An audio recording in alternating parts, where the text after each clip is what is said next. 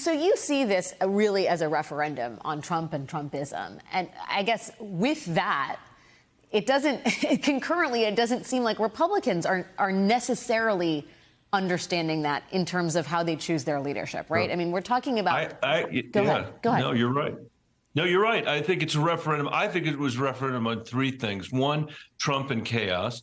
Two, 40 years of an economy in this country that started when Ronald Reagan, put in his trickle-down economics that has now created a situation where we have the worst income inequality that we've had in a century. We're the richest country in the world, and we have the third highest childhood poverty rate, which is why I've fought so hard for the child tax credit. That's just the beginning of what we should do.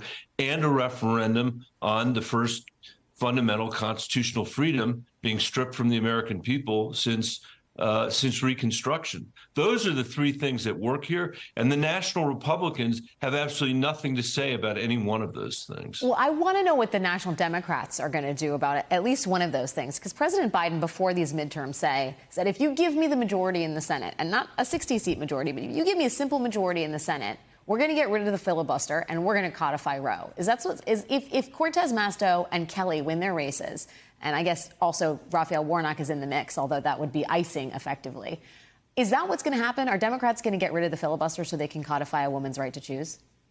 Well, I think we should get rid of the filibuster anyway, because I don't think there's any way we're going to compete with Beijing with a Senate where senators that represent 22% of the American people can have a veto on everything. But I absolutely believe one of the reasons we should do that is to codify Roe versus Wade, a woman's right to choose at the national level. This is a fundamental civil right, and I certainly would vote to do that. And I think we could get 50+1 of our colleagues to do it. You think that we are? I know John Fetterman, for example. Sorry, go ahead. But John Fetterman said over and over again during his election in Pennsylvania, which I congratulate him for, that he would vote to change the rules. And I know how Reverend Warnock feels about that, too. I'm sure the enthusiasm for getting rid of the filibuster increases the more the Democrats maintain majority rule. But given how closely divided, I mean, even if Democrats win these three outstanding Senate races, it's still a pretty slight majority. Does it worry you at all that the Senate control sort of is on a razor's edge from election to election when you're talking about getting rid of something like the filibuster? Well, it worries me, but all we can do is the best we can do and try to win as many seats as we can. I mean, these 50 senators or 51 senators, which is what I think we'll have by the time we're done. This is going to be incredibly important to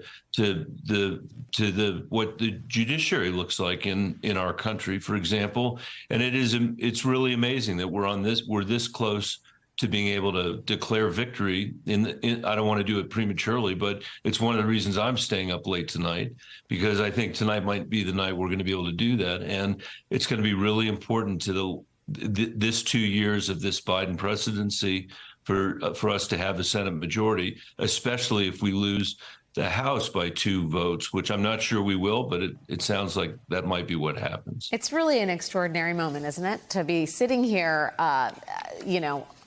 a few days after Monday, where the landscape looked entirely different for Democrats. And now you may, in fact, be on the precipice of once again having majority rule in the upper chamber.